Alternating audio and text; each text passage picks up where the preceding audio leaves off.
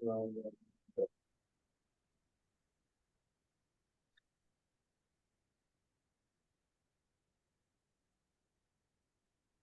pues buenos días a todas, a todos. Muchas gracias por estar aquí. Les damos la bienvenida a este segundo día de actividades del primer simposio de investigadores e investigadoras que organiza el Instituto de Investigaciones Históricas de la Universidad Autónoma de Baja California.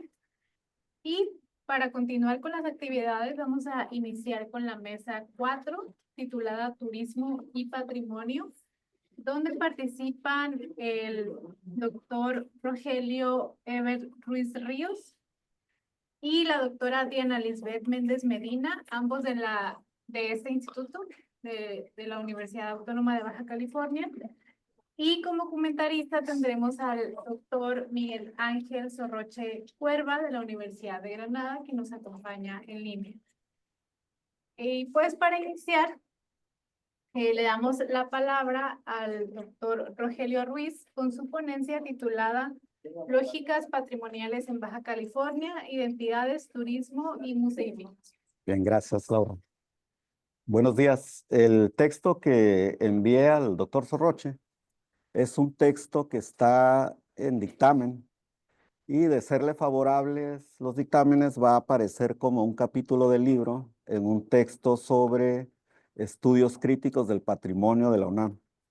Y en ese sentido que envié un texto cumpliendo con las normas editoriales de ese libro, que está sintetizando en 7,000 palabras 2 estudios de caso de varios que estoy desarrollando como investigación desde hace algunos años y que tienen como un texto académico de origen, un texto que publiqué en el 2009, que aborda la noción concupiscente sobre Tijuana y problemas o cuestiones y disputas identitarias en torno a esta localidad. Lo inscribo dentro de las disputas que hay por el patrimonio y por la memoria, que son constitutivas de la modernidad, en la construcción identitaria que ha marcado o ha sido el signo de nuestras sociedades, al menos no, a nivel planetario, en el siglo XX, y que tienen que ver con las formas, las reivindicaciones, las representaciones que hay sobre el legado, las herencias de tipo cultural o incluso de tipo ambiental, que son incorporadas en los discursos en las sociedades desde lógicas que marcan e indican la serie de valores, de atributos, de condicionamientos en las cuales se debe manejar y procesar ese tipo de legados. Tienen que ver desde luego y han tenido un alza, hay un boom patrimonial, un auge, sobre todo en los últimos 40 años, con el retorno de las subjetividades, las reivindicaciones de la memoria, los agotamientos cognitivos de las formas tradicionales de representación en la historiografía y por lo tanto han tenido en la historia pública el principal campo de disputas. Tienen que ver, desde luego, François Artaud, por ejemplo, señala que el patrimonio es un alter ego de las memorias. Es una forma en que nosotros nos relacionamos y reivindicamos pasados imaginados, siempre desde posturas presentistas que apuestan, desde luego, al futuro y que tratan de imprimir ciertas pautas de ciudadanía, de comportamiento cívico dentro de las sociedades.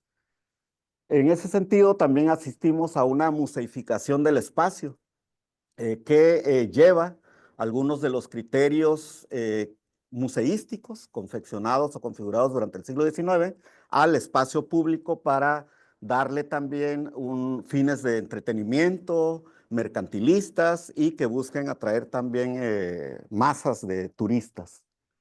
En ese sentido, hay también disputas que han sido llevadas ya al plano académico, como las que retoman Laura Jane Smith o Ian Robertson, sobre ciertas manipulaciones que existen desde grupos de élite, que en el caso nacional o regional serían cámaras empresariales, desde luego las distintas administraciones estatales que tienen o que controlan el Estado en distintos tiempos, distintos lugares, asociaciones de profesionistas y un sinfín de actores y de agentes sociales que vemos siempre marcando los derroteros en cuestión de la administración del patrimonio, de las memorias y de lo que denominamos historias oficiales y hegemónicas. Dentro de eso surgen discursos también, reivindicaciones patrimoniales que Laura Jane Smith e Ian Robertson marcan como reivindicaciones del patrimonio desde abajo, que si bien no necesariamente se salen de las lógicas del patrimonio,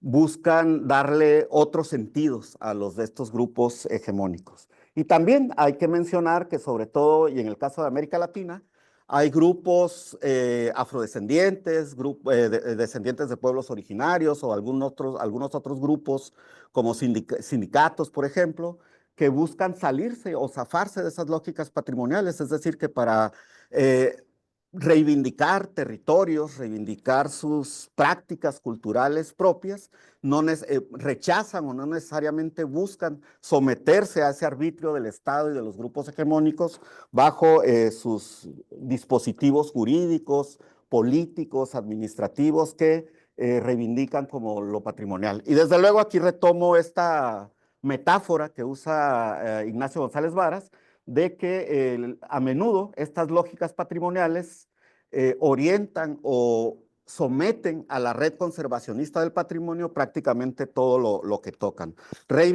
categorizando las prácticas culturales de los grupos sociales como costumbres, creencias, cultura popular y una serie de categorías que son usadas con un sentido folclórico o folclorizante. Este boom patrimonial lo vemos en todos los aspectos, en todas las instituciones, han proliferado en los últimos 30, 20 años, en México sobre todo, que es el caso con el que estoy más familiarizado, pues una serie de foros, de espacios que se abren de todo tipo para promover y reivindicar lo patrimonial. En ese sentido, las universidades como la nuestra también forman parte de este tipo de tendencias y de este tipo de domesticación que hay de aquello que consideramos patrimonio y memorias. En ese sentido, he trabajado para este texto Baja California, en particular porque hemos visto que en los últimos 25 años, a través del anterior Instituto de Cultura de Baja California, ahora Secretaría de Cultura, ha habido un boom, sobre todo en los últimos 5 años, para incrementar de una manera indiscriminada las declaraciones de valor patrimonial de todo tipo. Aquí pongo una nota reciente, justo del mes anterior, de abril, donde se anuncia de una manera triunfal que se van a incorporar más de 40 proyectos de declaratoria de patrimonio cultural en Baja California. Hay que contrastarlo, por ejemplo, que hasta el 2002 solo había 5 o 6 bienes susceptibles de tangibles o intangibles susceptibles de tal declaración. En ese sentido, lo vemos todos los días, es cuestión de revisar la prensa, de estar atento a las redes sociales, donde vemos que en nuestras principales localidades como Tijuana, Mexicali, Tecate, Ensenada, prácticamente las prácticas de administración cultural de las autoridades se reducen a andar salvando o promoviendo actividades de rescate patrimonial. Estas son tomas del alicaído ahora consorte de la gobernadora, que lo vemos salvando la Avenida Revolución, pintando algunas fachadas de establecimientos comerciales. Y en ese sentido, ya no da esto, ahí está. Vemos, por ejemplo, que son los casos para los que me concentro en este texto, son los casos de Ensenada y de Mexicali. Vemos ahí que hay toda una promoción que desde luego tiene ya bastantes décadas de ser promovido como tal esta región, como una zona mediterránea en la cual se destacan ciertos aspectos que están ligados o se vinculan a las actividades vitivinícolas, gastronómicas y de hostelería, que encuentran su principal desarrollo en la llamada Ruta del Vino, entre el Valle de Guadalupe y el ejido de San Vicente, pero que tienen su punto neurálgico en Ensenada. En ese sentido, hay una serie de convocatorias, de conflictos, de promociones, de disputas por los recursos que ofrece la región, agua, tierra, mercados, en los que se convoca a defender la llamada vocación agrícola del Valle de Guadalupe, por ejemplo, y vemos de esa manera que se antropomorfizan condiciones naturales del territorio. En ese sentido, hay desde posturas de empresariales, por ejemplo, que están con un sentido bastante efectista, alarmista, están llamando a salvar el Valle del Guadalupe o su verdadera vocación porque está en riesgo ante la codicia de empresarios que están usando estas zonas como para promover una serie de eventos que son considerados no propios o apropiados de estos territorios. Y vemos ahí que se promueve cierto tipo de actividades que podrían ser catalogados como actividades campestres, gourmet, para un visitante con alto poder adquisitivo, donde se le invita a vibrar alto en contacto con la naturaleza. Quiero decir para esto que aunque no lo uso mucho en el texto, en la mayor parte de la producción escrita que he estado usando para abordar este tema, uso deliberadamente el estilo, en términos metahistóricos, estilo sarcástico e irónico, porque me parece que de esa manera resalto el tipo de contrastes que busco apuntar o detallar en estas investigaciones. Y en ese sentido, en el caso de Ensenada, hay una búsqueda a lo largo del siglo XX, lo que llevamos del XXI, por denominar o encontrar un sujeto constitutivo de su identidad. Lo vemos que va de la mano, desde luego, de las actividades portuarias, con la promoción de cruceros, con la búsqueda incesante de atracción de turistas, y desde luego en los últimos años se ha incorporado a esto el aspecto ambiental, de darlo o proclamarlo como una zona mediterránea en la que vemos ahí, por ejemplo, en la remodelación, en las diapositivas de arriba, en las fotos de arriba, vemos cómo fue remodelado el famoso Parque Revolución de Ensenada, donde incluso los grupos ligados a la hostelería promovieron y se les concedió que se habilitara una cancha de petanque o de petanca para jugar ahí en Ensenada, considerándolo como algo característico y propio de esa región. Lo que vemos allá, enmarcado en rojo, es la cancha de petanca que en todas las visitas, que son múltiples, que he hecho al Parque Revolución, pues yo veo que la gente lo usa o se lo apropia como una caja de arena para jugar y para reposar y hacer castillitos. En ese sentido, hay una serie de, aquí vemos por ejemplo el texto del el director actual del INAH a nivel estatal en Baja California, que constantemente están denunciando o están señalando atentados contra la memoria colectiva o contra la identidad del ensenadense, porque contrariando de alguna manera muchas de las medidas administrativas que ahí se toman. Y lo que vemos aquí, pues, es cómo se promueven desde arriba, es decir, discursos autorizados, ¿ya tan rápido? Discursos autorizados del patrimonio que buscan ensalzar o resaltar esa supuesta identidad mediterránea que tienen en Ensenada. Aquí vemos, por ejemplo, que prácticamente toda iniciativa cultural se somete a esos criterios de aceptación dentro de la comunidad ensenadense, como la famosa diosa nepalí que tiene ahí un espacio en Ensenada y que se declara también que es ensenadense. Aquí lo que vemos, uno de los aspectos en los que me enfoco, es en la lucha que lleva ya varias décadas por proclamar, por lograr que se proclame héroe nacional a Antonio María Melendres, al grado de que, bueno, existen múltiples iniciativas de grupos culturales, desde el mismo órganos de gobierno local y regional en Ensenada. Mi amigo, el cronista oficial de Ensenada, está involucrado directamente en esta promoción y en los últimos años, en el 2022, por ejemplo, lograron juntar fondos para mandar a hacer una estatua representativa del héroe Antonio María Melendres, que como vemos, pues hay mucho de imaginación ahí.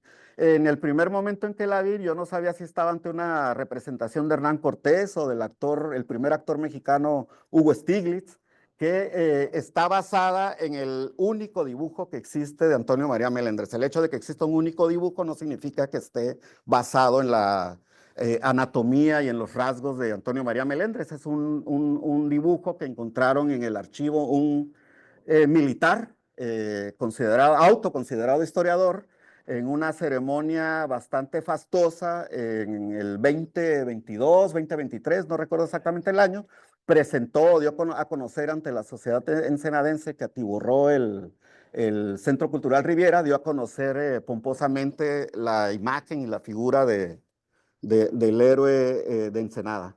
Y bueno, aquí vemos cómo por todos lados florece este culto y la promoción de este culto al héroe de Ensenada.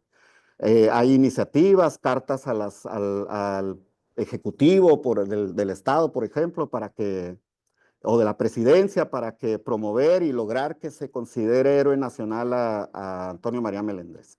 Y otro aspecto que voy a pasarlo rápido porque ya tengo prácticamente agoté mi tiempo, es la museificación que está teniendo lugar y que ha recibido múltiples críticas en Mexicali, tanto con la chinesca y como el Mexicali Rose, que son una forma también imaginaria de tratar de rescatar cierto pasado considerado glamuroso en el primer cuadro histórico de Ensenada, donde si uno traspasa los umbrales de esos arcos que se ven ahí en las fotos, pues uno encuentra que es una zona, sigue siendo una zona de tolerancia como lo ha sido durante décadas. Este es el arco que señala en uno de los extremos de la calle principal el ingreso al distrito chino, y el callejón, que ha sido también sometido a múltiples cambios y transformaciones en los últimos 3 años. Y vemos que hasta el doctor Simi aparece disfrazado ahí de culi. Hay casinos, hay mapas y hay bastantes intereses ahí involucrados que han sido sujeto de críticas, de escrutinio durante los últimos años en la prensa ensenadense. Incluso, obviamente, los cuerpos académicos y los grupos académicos a nivel universitario no se quieren quedar atrás y organizan foros que, a mi parecer, no aportan gran cosa para reproducir cuestiones de sentido común. Que creo que no justifican este tipo de actividades. Y aquí está lo más ampuloso de todo el tema, la construcción del llamado cocinero chino, rebautizado como el cochinero chino, que es una obra monumental de 20 metros que destaca sobre aún no sabemos cuándo la van a terminar, pero que destaca dentro del conjunto de transformaciones arquitectónicas que tiene el lugar en Mexicali, en el centro histórico. Y bueno, con esto concluyo. Gracias.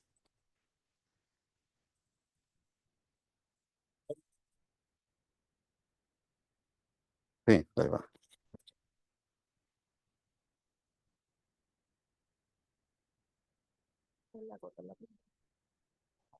Bueno, muy bien. Muchas gracias, doctor Rogelio. Vamos a continuar con eh, la participación de la doctora Diana Méndez con su ponencia titulada Gobierno, Empresarios y Enoturismo, la industria vitivinícola en Baja California, 1970-1980.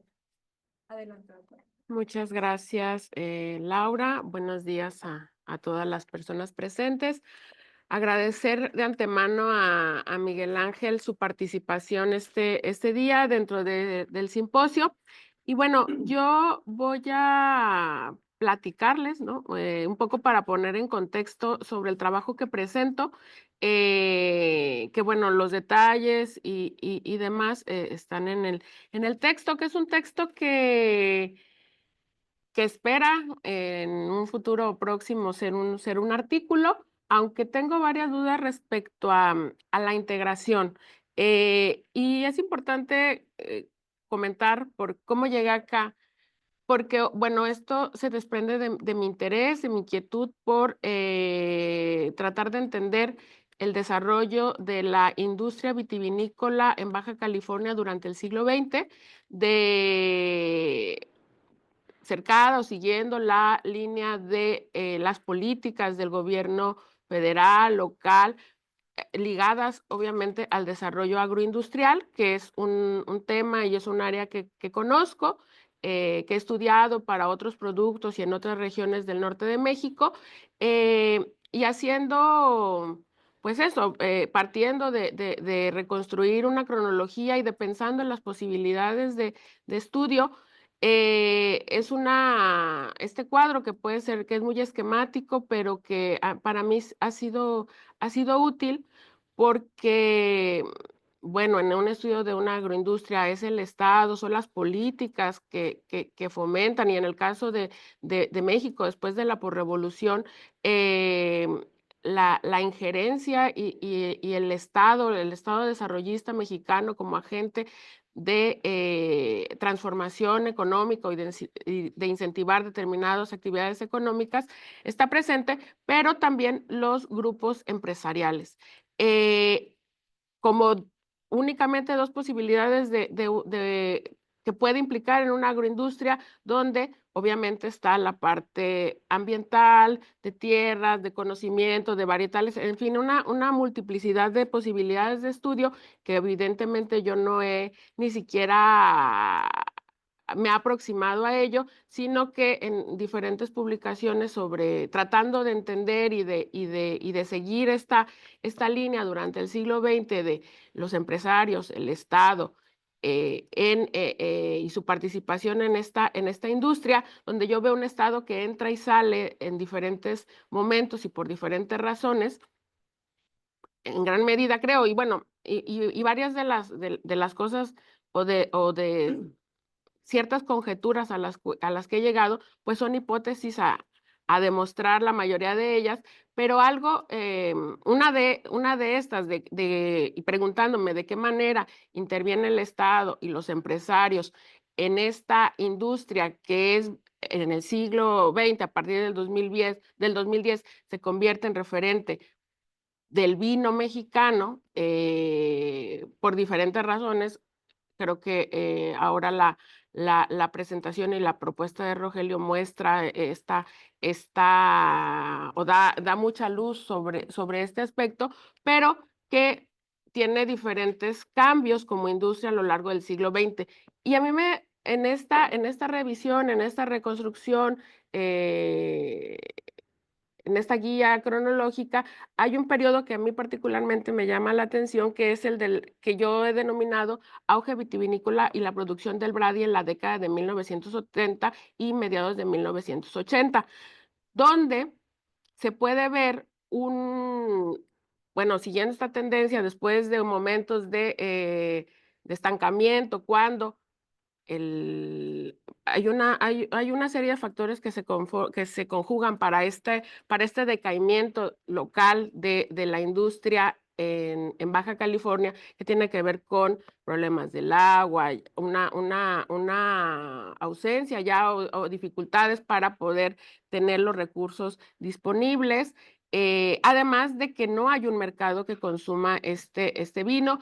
Por eso es que yo hablo de un periodo de subsistencia y de desaparición, o que podemos constatar a partir de la desaparición de vinícolas, acompañado de la caída de la producción de vid. Sin embargo, para los años 60, cuando está este estancamiento, hay una vinícola, un grupo, bueno, que después se va a convertir en un grupo importante que se va a fortalecer, son los vinos Cheto. Y mientras están desapareciendo vinícolas, están cerrando vinícolas que habían sido, por ejemplo, el caso de Bodegas de San Valentín, constituida desde 1910, en 1958 desaparece como tal, aunque sigue produciendo uva para abastecer a quienes siguen produciendo, como Bodegas de Santo Tomás.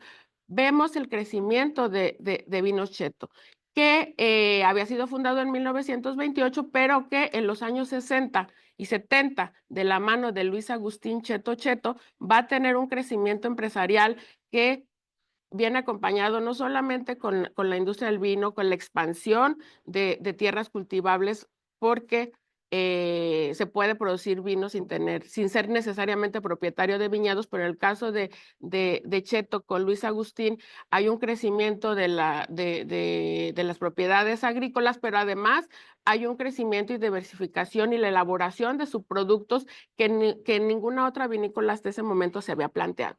Entonces,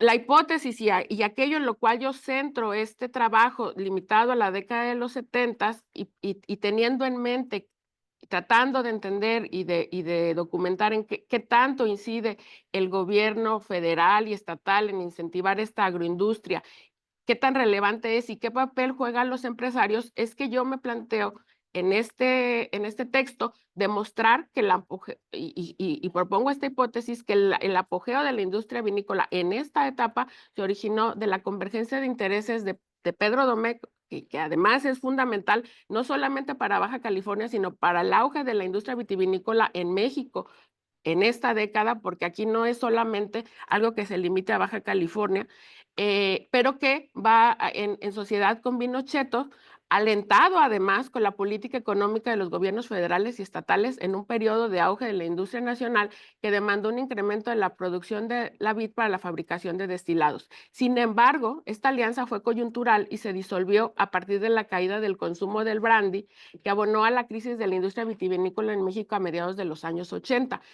Esta alianza coyuntural y este interés que yo vinculo más un interés, sí hay una política económica, pero hay también el uso político que se le puede dar a tener una industria y que creo que es algo que está muy en el presente, que tiene otros intereses o que puede constituirse, que abona a dar forma a un destino turístico. En este momento vemos que esa alianza obedece, por un lado, a que, bueno, está esta sociedad de Pedro Domecq y Cheto, que Pedro Domecq realmente va a imprimir este elemento de una empresa con una organización mucho más formal que Pinochet para ese momento no tiene, aunque está creciendo, pero que sí están, o sea, y que lo lleva a estar en la vanguardia de la producción de bebidas a partir de uva fermentada, que contaba con los recursos materiales de una vinícola para producir en gran volumen, comercializar los productos, que siempre ha sido una limitante de estas vinícolas, por lo menos hasta los años 80, y además, y que eso de alguna manera va a salvar a Cheto en la crisis del 86, a la elaboración de sus productos derivados de la uva y de los frutos que cosechan en sus tierras, sobre todo en el Valle de Guadalupe, porque en esta historia Vino Cheto únicamente cuando es creado en 1928 en el Cañón Johnson, en Tijuana, donde al día de hoy sigue teniendo su vinícola, únicamente procesaba la uva, no tenía tierras. Eso cambia en los 70, pero además abre su mercado a conservas, aceite y demás que otras, como les decía, otras vinícolas no habían hecho. Además de esto, las cabezas de estas empresas tienen una relación cercana con las autoridades políticas estatales, quienes además tenían una postura favorable a la industria vitivinícola con diferentes razones, que ahora les voy a hablar rápidamente. ¿Y cómo es que yo puedo demostrar o documentar o dar seguimiento a esta relación benéfica para empresarios y autoridades? Me parece, y a partir de las fuentes utilizadas para documentar esta década, que mucho tiene que ver, mucho está en prensa, testimonios, entrevistas a personas involucradas, testimonios que están en el acervo del instituto, pero también a personas que fueron parte de este proceso y que tienen conocimiento sobre vinos Cheto, que no tiene un archivo público, o por lo menos yo no lo conozco. Las festividades organizadas en torno a la vendimia y así lo propongo en el texto, permiten constatar la alianza del gobierno estatal en estos empresarios, aunque cada uno con intereses específicos. Por un lado, beneficiar a sus respectivas compañías y por el lado estatal, abonar a sus programas políticos y económicos.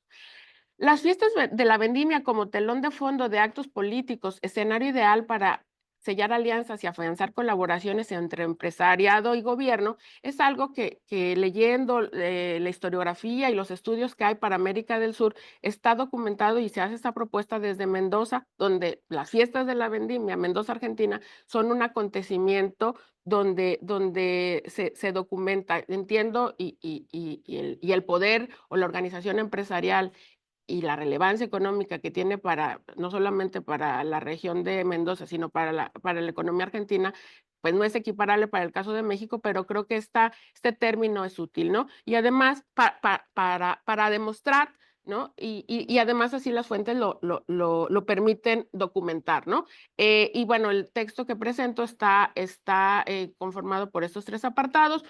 Primero, dar un panorama de esta industria y del auge de la agroindustria. Hablar en el segundo apartado de esta relación entre Domecq, Cheto y la alianza con el gobierno estatal, pero que es una alianza coyuntural que no va a permear y no va a ser algo que trascienda o que haga crecer a la agroindustria más allá de los años 80, que está muy además sujeta a contingencias internacionales de orden económico. Pero además, y es algo que identifico y de ahí viene un poco mi duda respecto a la pervivencia del texto, porque algo que deviene de esta alianza entre gobierno y empresarios es el vislumbrar, porque ni siquiera es que haya un concepto como tal de el Valle de Guadalupe en ese momento como un destino turístico, pero que avanzando en la investigación, pues realmente, o sea, es un episodio más dentro y forma parte de esta relación, pero que además está inserto en una política turística dirigido hacia las fronteras de México, tanto norte como sur, que tiene, se cruza con el fomento al turismo, que en ese momento se conoce como turismo alternativo. El término enoturismo no, y también ahí habría que repensar el título, pero sí hay todo un propósito de, paradójicamente muy cercano a nuestro presente, de convertir y de posicionar a las fronteras norte y sur, pero en este caso particularmente a la frontera norte y a Baja California como la ventana de México y como ese atractivo a conocer el resto del país y donde además había una oferta turística diversificada donde estaba la producción y el consumo de vino, ¿no? Esto es algo que, pues, hunde sus raíces en el Programa Nacional Fronterizo de los 60, que desde mi punto de vista, y esta es una hipótesis, va de ser un proyecto cultural a convertirse y a tener un mayor peso político para los años 80, que eso justamente es lo que es el proyecto de investigación que actualmente tengo registrado en SICASPI y que pretende en un mediano plazo o largo plazo abarcar la frontera norte y documentar este proceso y esta hipótesis de ir de un proyecto cultural a un proyecto económico. Por eso es que, y las dudas que tengo en el texto, es que tanto puede ser estar uniendo dos cosas que no tienen relación y siendo tratadas de manera superficial, o si valdría la pena profundizar en algunos, o si sí funciona como texto, como está planteado, ¿no? Y aquí solamente son imágenes de esto, de que les decía, de la vendimia como escenario político. Aquí hay una fotografía de Milton Castellanos, que tiene una visión, una perspectiva de fomentar la industria vitivinícola desde el punto de vista agroindustrial. Pues, seguramente esa uva le supo muy mal.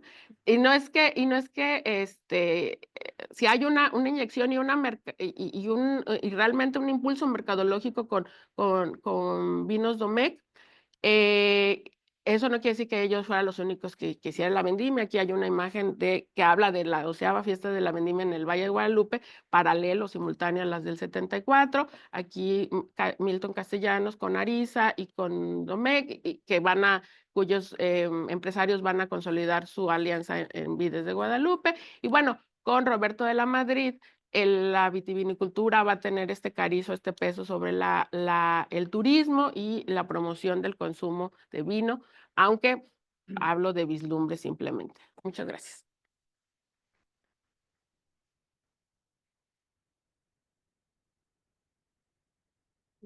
Bien, muchas gracias, doctora Diana. Ahora vamos a pasar a los comentarios del doctor Miguel Ángel Sorroche Cuerva de la Universidad de Granada. Entonces, adelante, doctor, con los comentarios. Muy buenos días, ¿me escucháis bien, verdad? Sí. Yo quiero empezar primero, como siempre, agradeciendo la invitación, la lástima de no poder estar ahí con vosotros. Sabéis que para mí ir a Tijuana, aunque parezca mentira, siempre es un placer. Y sobre todo, bueno, como siempre, estar encantado, aunque sea virtualmente, de participar en este tipo de eventos a los que me llamáis y con los que con muchísimo gusto pues bueno, digo que sí por el cariño que tengo y por el vínculo que desde hace ya 20 años tengo con esa tierra, ¿no? Eh, a ver, hay aquí tema como para un semestre, hay tema como para estar aquí hablando y conformar bueno, pues como ya estoy viendo, un curso de gestión patrimonial y de temáticas muy interesantes en dos planteamientos de textos que me parecen muy pertinentes y muy oportunos, ¿no? Tanto a Rogelio como a Diana, y permitirme la confianza por ya conoceros, felicitaros porque creo que son en este momento dos temáticas muy sugerentes que permiten no solo reflexionar sobre una visión que hoy tiene el desarrollo de un territorio, sino sobre todo intentar afrontar, y yo creo que en vuestro caso sería una oportunidad, bueno, los problemas que yo creo que estáis viendo que ocurren en otros lugares, ¿no? No perdáis de vista que os hablo desde un país donde el 12% del Producto Interior Bruto se sostiene en el turismo, en un país en donde todas las políticas están enfocadas a una industria, bueno, pues que está aportando ahora mismo cerca de 100 millones de visitantes, que se dice bien pronto, y en donde sobre todo siempre uno se plantea cómo un país como México, o qué tiene que hacer un país como México con una cultura o con todos los elementos, eh, o disfrutando, vamos a decirlo así, de todos los elementos que tiene que tener un destino, bueno, pues puede hacer para convertirse realmente en una potencia turística, porque lo puede ser y lo es, ¿no? La lectura de los dos textos a mí me han sugerido muchísimas cosas, ¿vale? Yo, pues no es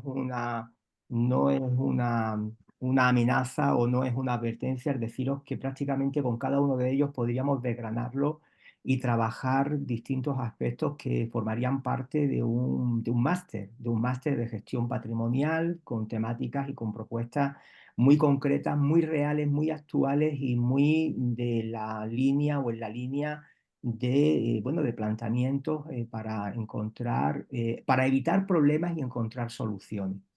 Si me permitís, voy a analizar cada uno de ellos, voy a comentar cada uno de ellos, ¿no? En el caso del texto de Rogelio, me parece que toca un tema muy interesante respecto a lo que es un contexto en el que se están trabajando, bueno, pues dos opciones, digamos, de desarrollo bueno, de lo que llamaríamos una propuesta de desarrollo turístico, ¿no?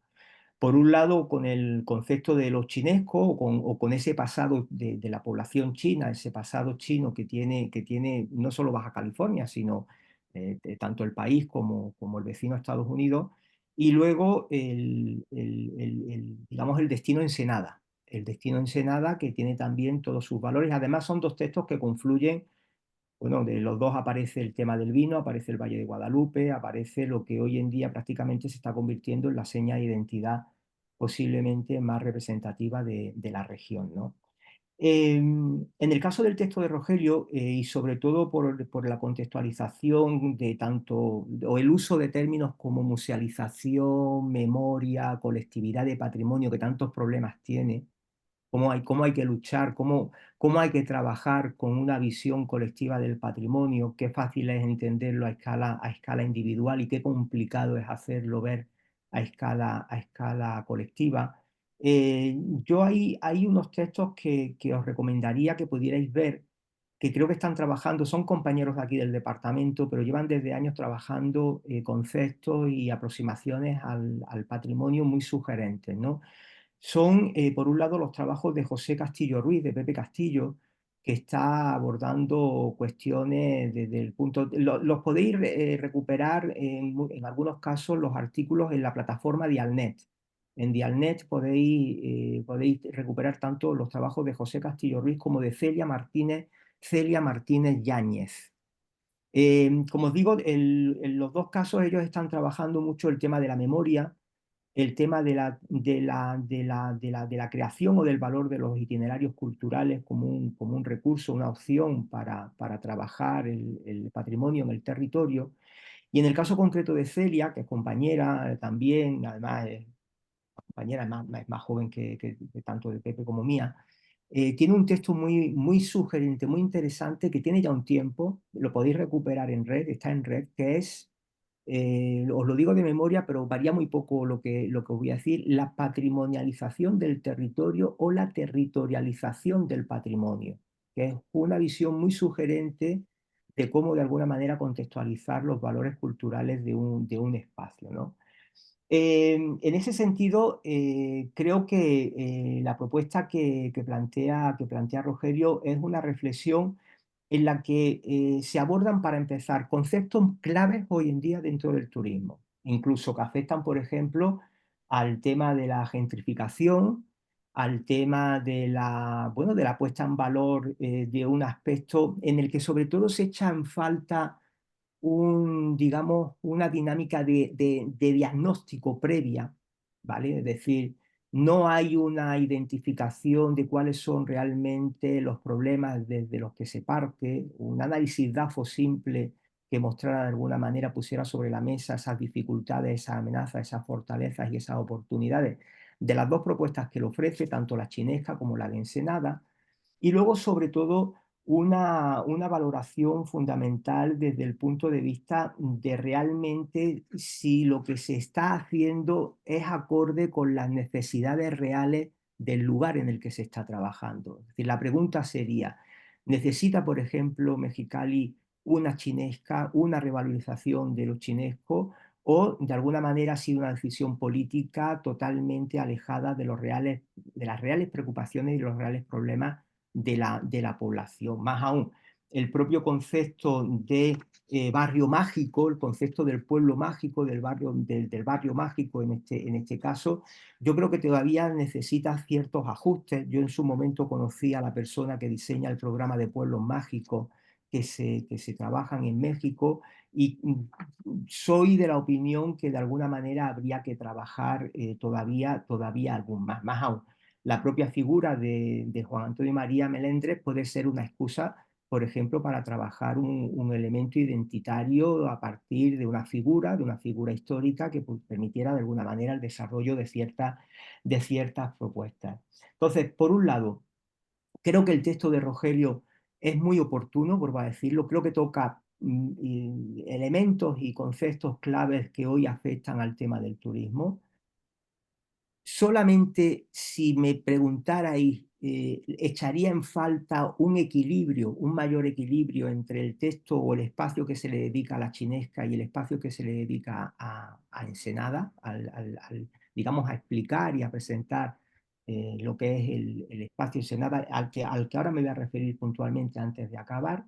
Y luego, sobre todo, bueno, hace ver que en todos los casos, sobre todo en la propuesta, por ejemplo, de Ensenada, la necesidad de una valoración integral de lo que es el concepto de patrimonio. Es decir, al final, todos siempre cuando planteamos proyectos intentamos de alguna manera identificar todos los elementos que forman parte de la problemática que se está trabajando y de alguna manera abordarlos con toda la aproximación lo más real posible al problema.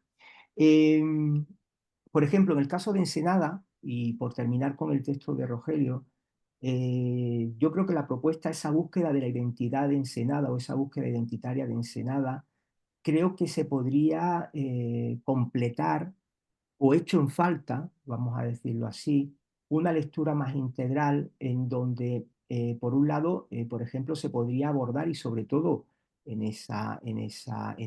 digamos, en ese peso que tiene lo identitario, el valor que supuso en su momento la arquitectura, por ejemplo, que es representada por el Centro Cultural Riviera, que de alguna manera toca también un poco el pasado hispano de toda esa región. Es decir, el Mission Style que se recupera en un momento dado tiene en el Centro Riviera un exponente clarísimo, además de una forma muy integral, la manera en la que se trabaja el edificio, la manera en la que se diseña el conjunto, la manera en la que se integran elementos que pueden parecer banales o superficiales, pero que acaban dando una imagen integral, tanto en la decoración interior como en el uso, por ejemplo, de las pinturas murales que decoran los espacios. Como digo, de alguna manera un elemento más que aportaría riqueza a esa valoración identitaria de Ensenada. Y luego, por otro lado, hay un planteamiento muy sugerente que aquí desde la Universidad de Málaga se está trabajando, que es el concepto del turismo científico, ¿vale? Es decir, esa idea de una Ensenada como esa Atenas de Baja California, en donde la universidad tiene el peso tan importante que tiene, de alguna manera también se podría abordar desde ese concepto, en el fondo, de un turismo científico que está en la base prácticamente de todos los planteamientos. Todos los planteamientos desde el punto de vista turístico se sustentan en una aproximación lo más correcta posible, lo más exacta a las fuentes y sobre todo a la investigación que en torno a esos centros hay, ¿no? Pero creo que puede ser muy sugerente ver cómo se está planteando desde una ciudad como Málaga esa propuesta del turismo científico, porque se podría perfectamente aplicar al caso de una Ensenada que en realidad casi se está posicionando como la puerta de entrada a otras opciones o a otras líneas de trabajo, como puedan ser precisamente ese acceso, esa opción que está cogiendo tanta, se está convirtiendo en tanta, con tanta fuerza en una imagen internacional, que es la del vino y la del Valle de Guadalupe. En el caso del texto de Diana, a mí también ella planteaba si la estructura era la correcta, si habría que... Yo los dos textos no los tocaría, más bien los complementaría o los perfilaría a lo mejor en sus contenidos, si es que hubiera que hacer algo. Es decir, creo que los dos textos están planteados con un enfoque muy certero respecto a las problemáticas que están trabajando. Yo, en el caso del texto de Diana, a mí me ha llevado, sobre todo, me ha traído mucho ese interés por entender las relaciones empresario-patrimonio o empresario-recurso, vamos a llamarlo así, empresario-recurso. Y por el defecto que tiene el estar en un contexto, como os digo, como el nuestro, como el español, aquí se han dado también otros ejercicios, otros capítulos, otros episodios en donde la relación empresario-cultura o empresario-patrimonio ha estado muy presente y muy clara. No sé si el análisis o la visión de ello y establecer una comparativa, sobre todo, bueno, entendiéndola a lo mejor como modelo de trabajo a la hora de exponenciar un valor patrimonial o un valor turístico, pudieran servir. No sé hasta qué punto en el texto de Diana pudiéramos hablar o hay un trasfondo de diplomacia cultural, ¿de acuerdo? Es decir, el turismo como elemento de relación a escala, ya no solo, bueno, en el caso de la presencia de Domecq, casi podríamos decir que a escala internacional, ¿no? En realidad son dos empresas mexicanas y españolas o dos empresarios mexicano y español que se ponen digamos, en contacto y de acuerdo para desarrollar un proyecto, ¿no? Es verdad que a lo mejor la diplomacia cultural tiene unos tintes mucho más políticos, mucho más estadísticos de estados, pero yo creo que hay una intencionalidad clara de crear unas relaciones con unos fines, bueno, pues muy definidos, ¿no? De garantizar un desarrollo económico y sobre todo, evidentemente, jugar con todo lo que pudiera ser crear una imagen exponencial hacia el exterior que de alguna manera lo identificara, ¿no? Yo creo que hay aquí varias cuestiones muy interesantes, ¿no? Incluso el propio texto, y Diana lo ha utilizado, la palabra desarrollismo, ¿no? En qué medida la política es, digamos, propiciatoria de dinámicas desarrollistas, ¿no? Nunca perdamos de vista que, por ejemplo, ya con la dictadura, Franco ya utilizó el turismo y utilizó la política bueno, para crear una imagen internacional. Acordaros de los años 60 y de cómo Franco tiene que, de alguna manera, lavar una imagen internacional y de alguna forma diluir de alguna manera la dureza de la dictadura, bueno, pues con lo que es precisamente lo que hoy nos identifica, que es el turismo de sol y playa. El turismo de sol y playa. Además, los años 60 es la época en la que literalmente empezamos, como decimos acá, a machacar el litoral español que tiene unos 3.000 kilómetros de costa está prácticamente en un 90% totalmente urbanizado, totalmente urbanizado. Queda muy poco y lo poco que queda es porque no es rentable desde un punto de vista constructivo urbanístico. Junto a ello, a mí ya digo, son unos temas subyacentes que van más allá. O sea, yo creo que en el texto de Diana la excusa es el vino.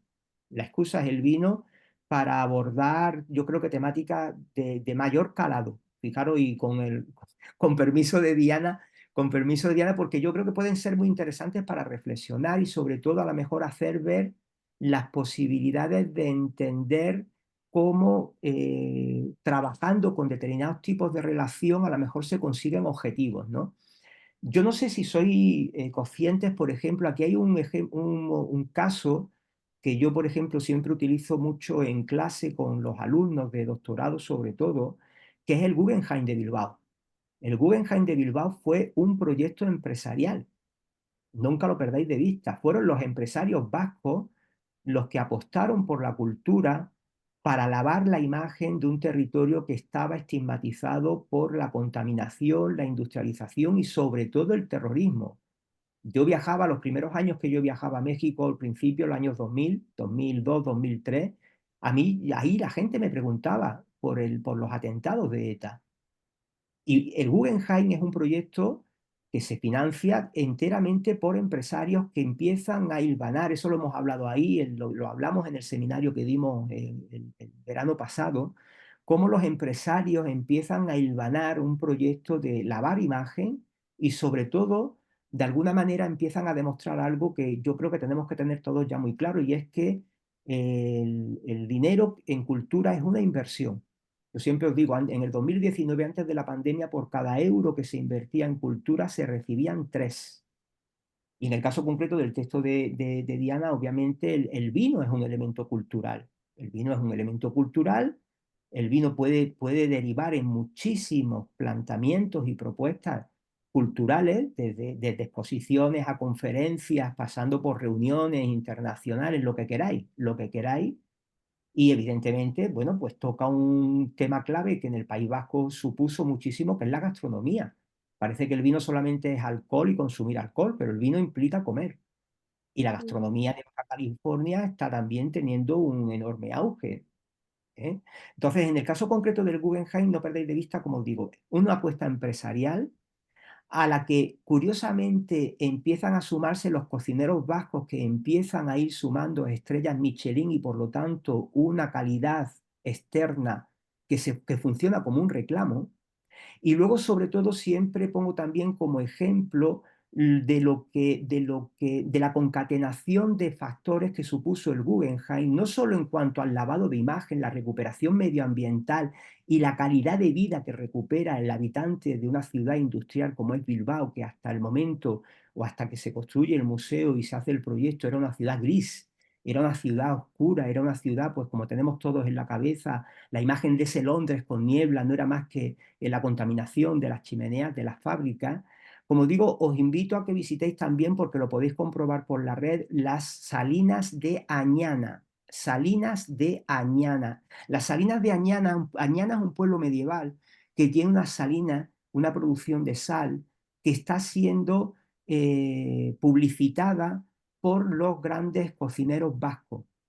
Y lo poníamos como ejemplo ahí. Ahora estoy recordando que hablamos de este ejemplo ahí con vosotros, este pasado, donde decíamos, oye, un kilo de sal en un supermercado, en un Walmart, en un Soriana, te puede costar 20 pesos, pongamos.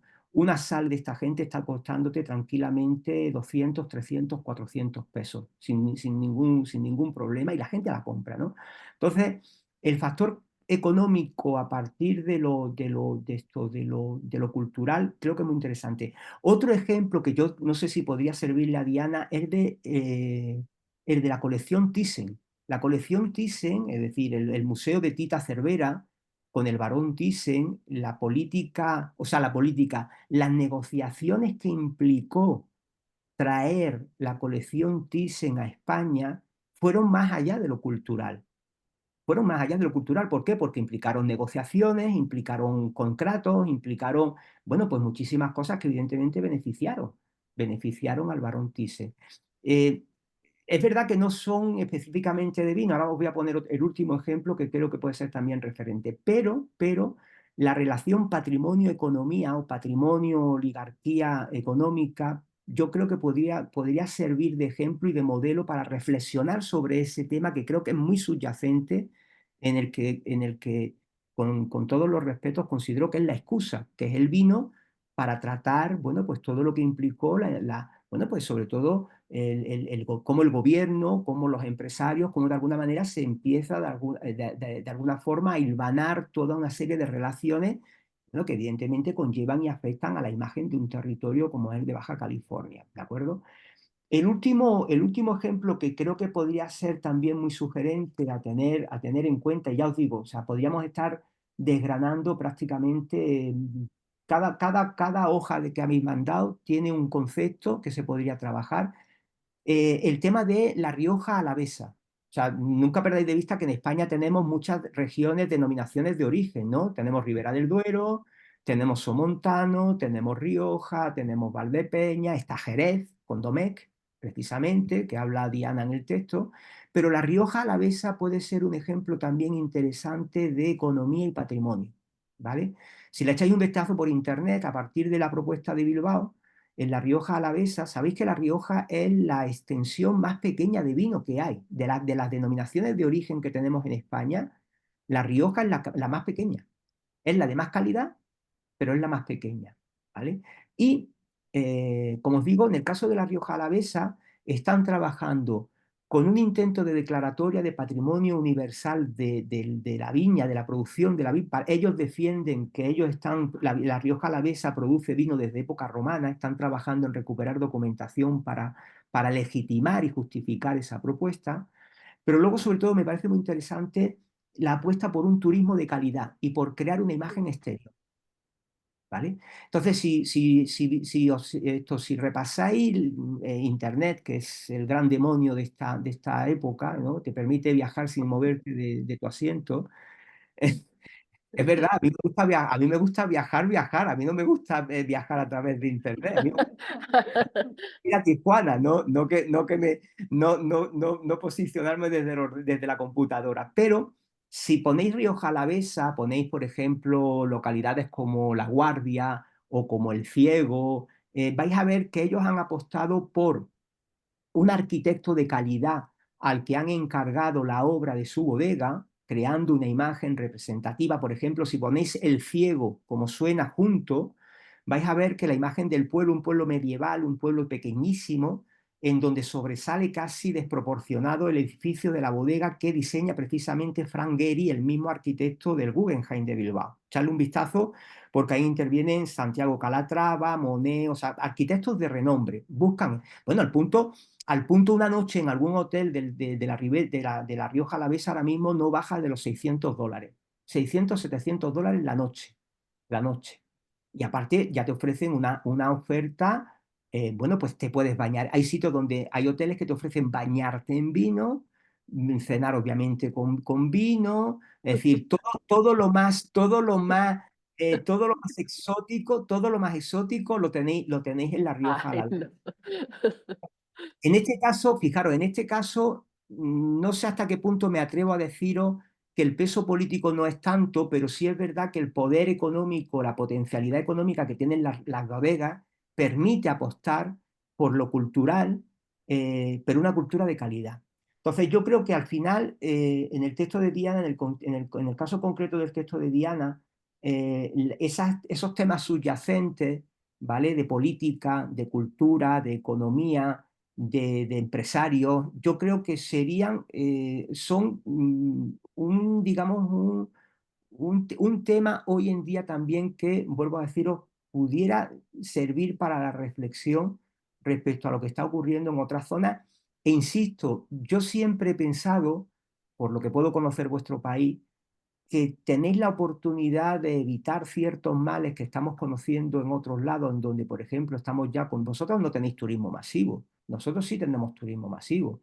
No sé hasta qué punto tenéis vosotros problemas de vivienda. Aquí ya la gente no hay casas, no hay vivienda aquí porque se está alquilando la vivienda. Entonces, estamos en unas dinámicas que se está tensionando tanto todo que de alguna manera yo creo que tenéis la oportunidad, y los dos textos, el de Rogelio y el de Diana, tocan temas que pueden perfectamente bueno, pues, usarse o emplearse para reflexionar sobre esas problemáticas. Yo creo que en México tenéis una oportunidad para encauzar de una mejor manera todo lo que aquí estamos sufriendo ahora y que literalmente se nos ha ido de las manos, se nos ha ido de las manos, ¿no? Y nada más, no tengo más que deciros, ya os digo, más que agradeceros la invitación, de daros la enhorabuena. He disfrutado con los dos textos, me han hecho pensar, me llevan a muchos sitios, me llevan a muchos sitios. Es verdad que conozco el país y me remiten también a muchos casos vuestros, pero no sé hasta qué punto la posibilidad de comparar y de llevar a cabo un análisis comparado con otras regiones le puede dar un salto de valor a los textos. No digo de calidad ni mucho menos, pero de valor a los textos que habéis propuesto y que me habéis hecho llegar.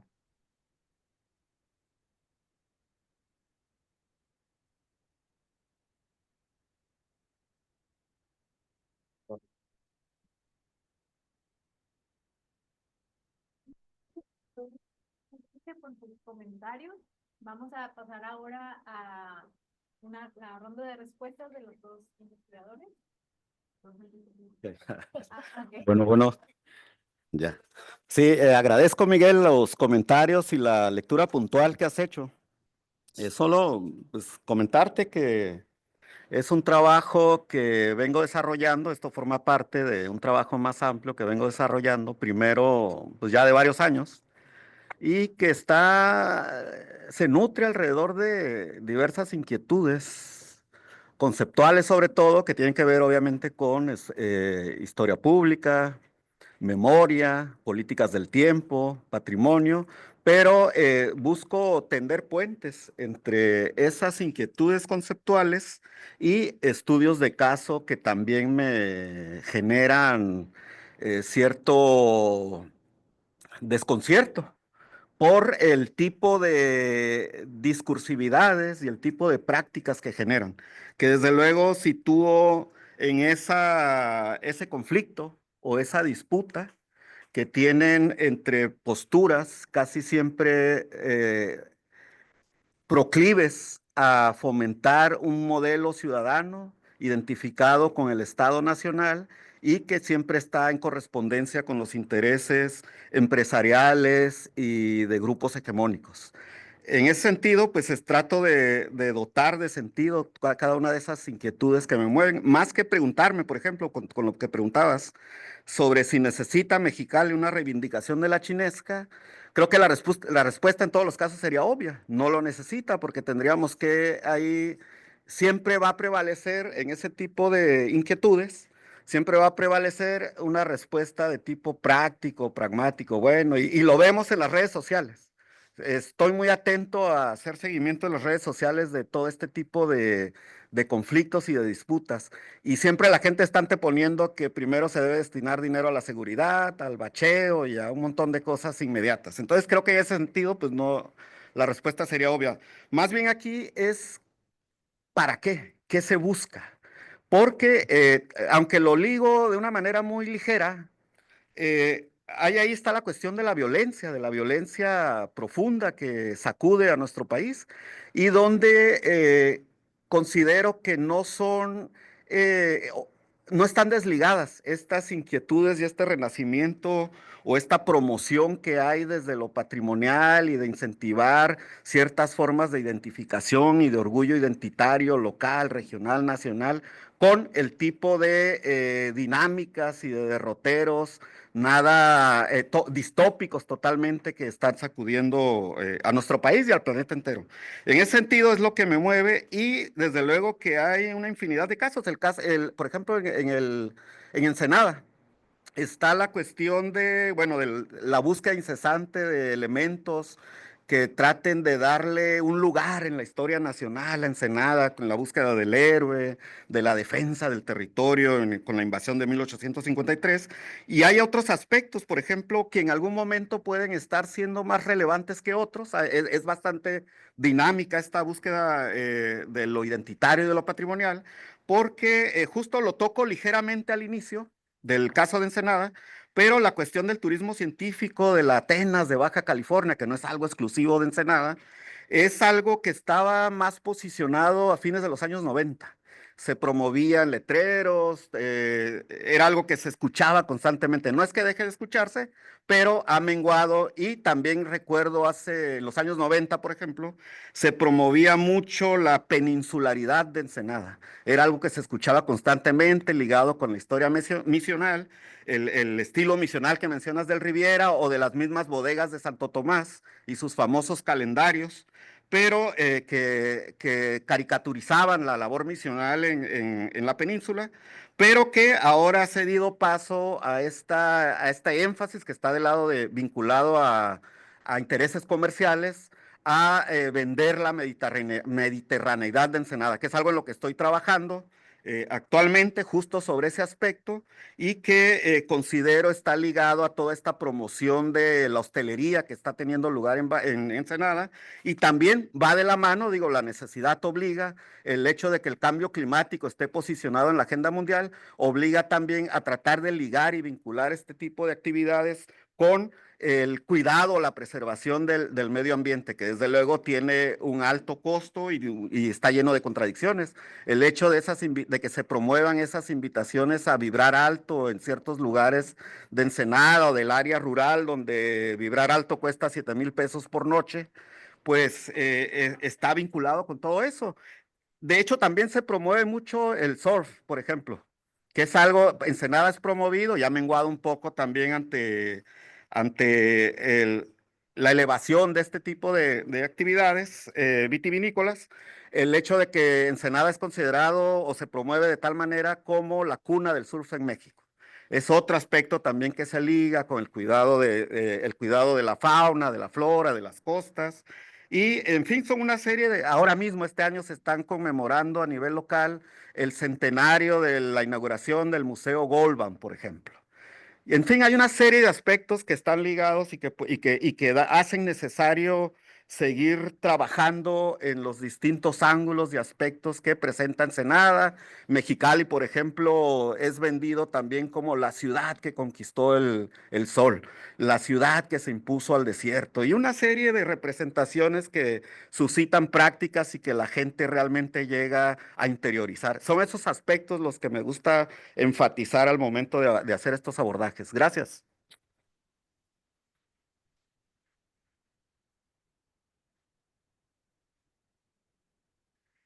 Miguel, muchas gracias por todos tus comentarios, recomendaciones, y sobre todo eso, ¿no? ¿En qué se puede profundizar o en qué se debe profundizar? Porque podemos tener pues el esquema empírico o hacernos una idea, pero finalmente lo que queremos es plantear problemas que bueno, no sé qué tanto esto de anticipar problemas o pues sí, malas prácticas o aspectos problemáticos derivados del turismo que creo que ya están presentes, ¿no? No en la magnitud tal vez que en Europa o en España, pero que acá ya se hacen presentes. Y sí, me parece muy sugerente, bueno, desde luego que las comparaciones y el aprender y ver cómo se han tratado en otros contextos y desde otros incluso continentes, como el caso y estos casos españoles que tú refieres, son de mucha utilidad y sobre todo esta relación entre el empresariado, turismo, cultura, que tiene varias lecturas, ¿no? O que podría tener eventualmente varias lecturas, porque también, por ejemplo, desde la historia ambiental están estos empresarios, ¿no? Que se erigen como protectores de ciertas zonas o fomentar un cierto turismo, por ejemplo, que está muy ligado al enoturismo, que es el turismo natural o el turismo alterno con fines proteccionistas, pero que al final de cuentas pues derivan en prácticas elitistas, ¿no? Pero bueno, creo que, insisto, agradezco mucho tu lectura, tus recomendaciones, tu invitación a profundizar y pues nuevamente muchas gracias.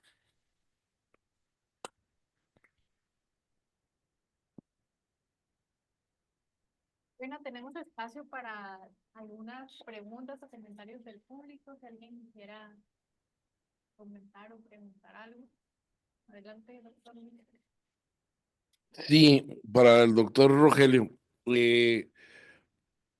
¿hay así como están produciendo discursividades diferenciadas entre Mexicali y Ensenada, cada uno desde su propio polo, cada uno desde su propio interés, cada uno con su orientación al otro?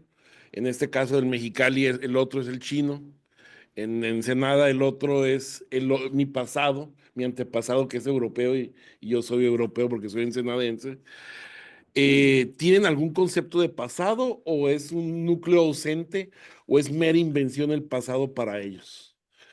O sea, ¿hay un pasado sustantivo o no lo hay? ¿Es mero vacío?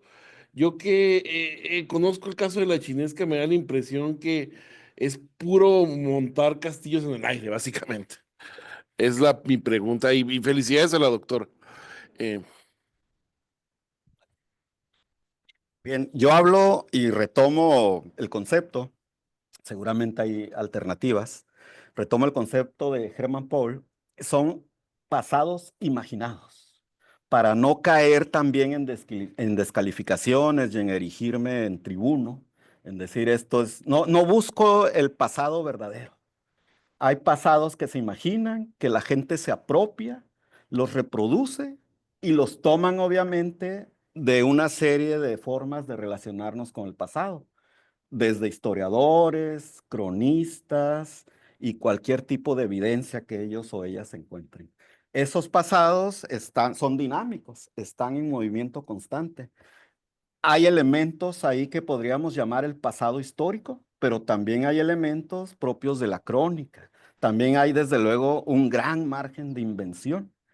Y no son fijos, son constantes y están en polémica y en disputa. Y voy a poner un ejemplo que quizá ilustre. Y bueno, para el caso de, sí hay que distinguirlo, coincido mucho con eso. Hay que distinguir un pasado erigido o una versión del pasado nada más con fines mercantiles, turísticos, gentrificantes, como sería el caso de la chinesca. Es decir, no, llamaría a no caer en una porcentualización, es decir, qué porcentaje es verdad y qué porcentaje es mentira en la chinesca. Obviamente ahí hubo chinos y chinas, sigue habiendo de hecho. Y ahora, pero no, creo que no es eso lo que está en discusión, sino qué se busca con eso, para qué. Obviamente, ante la pregunta de si lo necesitan o no, ya la he respondido. Mexicali necesita muchas cosas. Pero, ¿qué buscan con la chinesca? Y creo que está muy clara la respuesta. Generar dinero, incentivar y crear atractivos. En ese caso específico. El Mexicali Rose es igual. El cine curto, el mismo hecho, la selección del nombre, pues es algo arbitrario. Viene de una canción, que además la canción me parece que está horrible, pero eso es desde el punto de vista personal. Yo sé que en Mexicali hay gente que llora y lagrimea con eso, y lo respeto. Es decir, no me interesa descalificar ni aprobar, no es mi función. Pero sí ver cómo la gente, y dentro de eso, élites y grupos populares se apropian de esas versiones del pasado y las despliegan. Voy a poner un ejemplo para cerrar. En Ensenada, bueno, en el área de Ensenada, hay una reivindicación desde hace unos años de las Cochimís en San Borja y Santa Gertrudis, que los historiadores se apresuraron a declarar como extintos hace ya varios años. Cuando yo he escuchado a la gente que se reivindica Cochimí, reproducen, quizás sin saberlo, no lo sé, reproducen parte de los datos consagrados o sacralizados como etnográficos por Miguel del Barco y algunos otros cronistas. Y se lo apropian. Ahí hay elementos que ellos están tomando para con sus propios fines estratégicos, que no necesariamente son ciertos o al 100%. Además, habría que tener mucha fe en que Miguel del Barco no falsificó nada. Y se los toman. Y no necesariamente ellos pueden estar conscientes de dónde proviene eso. Pero ya se convierte, esa palabra escrita se ha convertido también ya en una forma de historia oral. Está oralizado.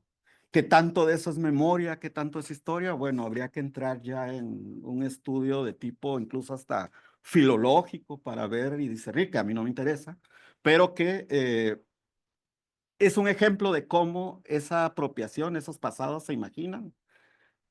Y por eso evitaría yo designarlo de otra manera. Eso. Ujú. Pero para que se Pudiera continuar, pero bueno. Ok, tenemos todavía espacio para otra pregunta. Si alguien quisiera hacer un comentario.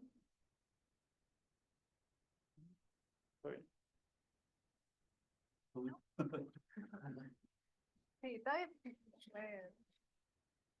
Sí, en el caso del poder político detrás de estas ambas expresiones me parece muy evidente, ¿no? Creo que es más evidente en el presente que lo que pudiera haber ocultado o no Milton Castellanos en los 70s. Pero aquí es muy evidente en el presente con la chinesca, es el control inmobiliario de ciertos grupos ligados al gobierno del Estado. Sin embargo, también habría que pensar cómo puede ser un vaso comunicante el restablecimiento de la chinesca con lo que es por parte del grupo Almater, un grupo de turismo médico, que sí son, digamos, es curioso porque si tú ves los nombres de las personas que se dedicaban al comercio en la década de 1920, hace 100 años, tienen el mismo nombre de los dueños del Almater.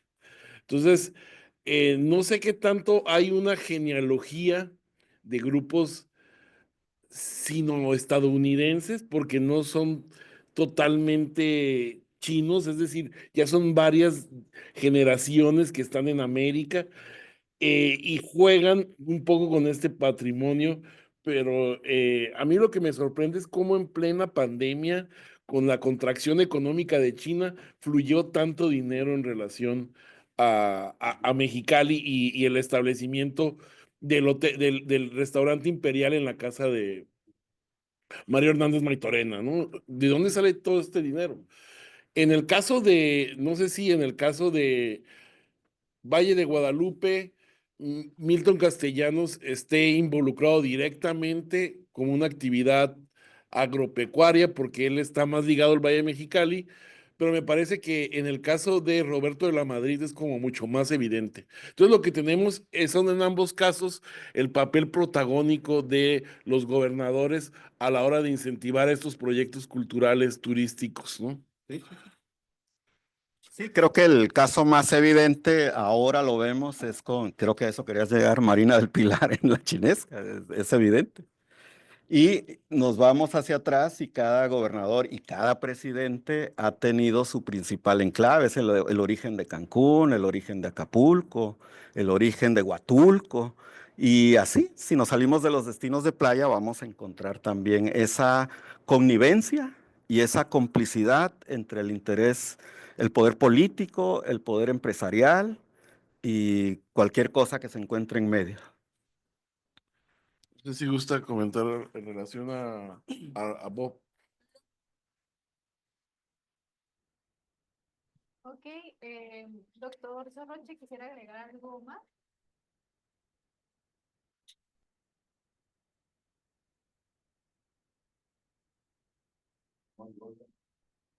Doctor Sorroche, ¿sí me escucha? Disculparme, pero no se escucha bien. A ver, ¿cuál es el? A ver. Ya estamos por finalizar. ¿Quisiera agregar algún último comentario?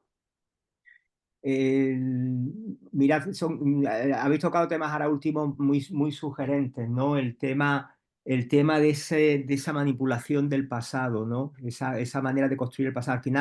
Al final estamos construyendo, es un ejercicio de marketing. Si os dais cuenta, lo que hacemos al final es construir destinos, y esos destinos están cargados de un discurso que tienen que justificarse, ¿no? La manipulación del pasado, esa construcción, bueno, y el propio ejercicio de volviendo un poco a un autor que hemos comentado, que os he dicho que puede ser interesante, Pepe Castillo, José Castillo Ruiz, el ejercicio de la memoria selectivo. Recurrimos y recuperamos aquello que nos interesa, ¿no? Y tendemos a olvidar otras cosas. Siempre el patrimonio siempre es positivo, no es negativo. Siempre buscamos ese lado atractivo que evidentemente convierta a un lugar. Habéis tocado el tema de la violencia. México tiene el gran peso de la violencia. Os decía antes, el País Vasco trabajó con el Guggenheim para lavar la imagen del país terrorista, de terrorismo que tenía. Había que convertirlo en un atractivo, había que invitar a la gente a ir, y sobre todo uno va a un sitio donde se siente seguro. Y fijaros que lo dice una persona que lleva 20 años yendo a México y que para mí es mi segunda casa, ¿no? Pero México tiene el lastre de la violencia, y eso al final afecta. ¿Cuántas veces no hemos hablado del Camino Real de Tierra Adentro? La declaratoria, el 2010 y tal, tiene un problema ahí, que es Ciudad Juárez. En Ciudad Juárez tiene ahí está tachonado, y hay un puntito ahí complicado, ¿no? Entonces, ya os digo, es que el tema es muy sugerente. Estáis abordando un tema, pero que muy, muy, muy, muy sugerente. Y al final es eso, es decir, estamos construyendo un destino y lo hacemos de manera selectiva. Elegimos aquello que nos interesa, ¿no?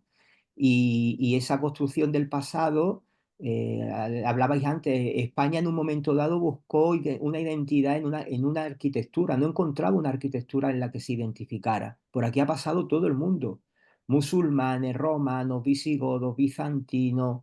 ¿Y mientras que el francés tiene muy claro que es el gótico el que lo identifica, y el inglés tiene también en el gótico, el gótico inglés se está haciendo hasta el siglo XVIII. El Parlamento británico es neogótico. ¿Y España qué tiene? Nada, o sea, la construcción identitaria implica buscar en el pasado aquellos ámbitos o aquellos momentos en los que nos sentimos. Estoy recordando que ahí el año pasado salía un tema, ¿no? La idea de la España unida, la idea de un México homogéneo. México no es homogéneo. España no es homogénea. No sé si recordáis, ¿no? Que hablábamos que tenía en relación un habitante de Ensenada con uno de San Cristóbal de las Casas. ¿Qué tiene de relación un cántabro con un andaluz? O sea, la esencia de México y la esencia de España precisamente es la diversidad. Ahora, ¿qué elemento identifica a México? Los tópicos, ¿no? España son toros, paella y flamenco. Pues mire usted, no.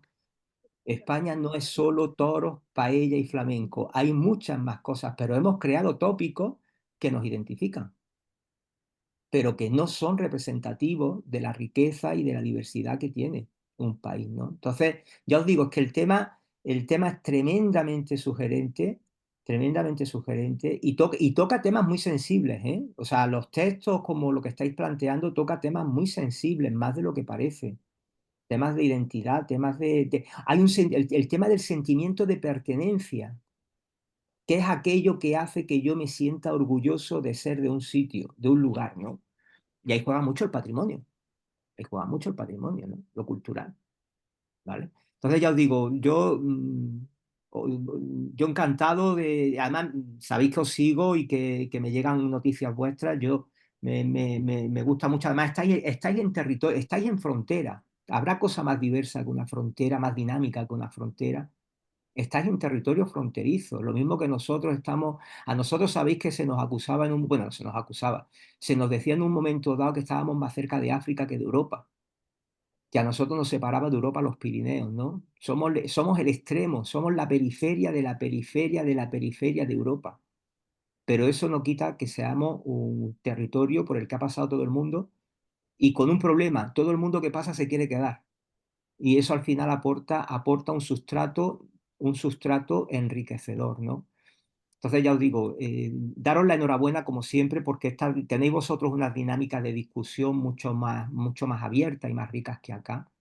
Felicitaros por todo lo que hacéis, por las iniciativas y creo que es muy sugerente el pensar, el darle vuelta y el pensarse a uno y el pensarse porque al final lo que aporta es sobre todo, bueno, pues dialéctica y se llega a soluciones, ¿no? Y a reflexionar y a ser críticos, que yo creo que es también lo positivo. Tenemos que ser críticos porque si no nos avanza. Ser críticos porque si no no avanzamos, ¿no? Eh, no sé, que encantado de estar de veros tan lejos y tan cerca, que encantado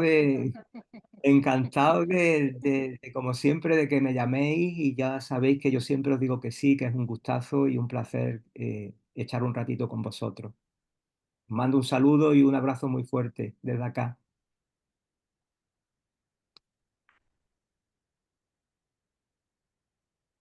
Muy bien, pues así llegamos al final de esta mesa. Si no hay otra pregunta o comentarios, podemos tomar un pequeño descanso y continuar con la mesa número 5 a las 11:50. Muchas gracias, doctor Sorroche. Muchas gracias, doctor Rogelio. Un abrazo, cuidaros. Un abrazo a todos, cuidaros. Saludos, Miguel. Abrazo. Hasta luego. Hasta luego, Jesús. Hasta luego. Me firma de recibir la fecha de hoy.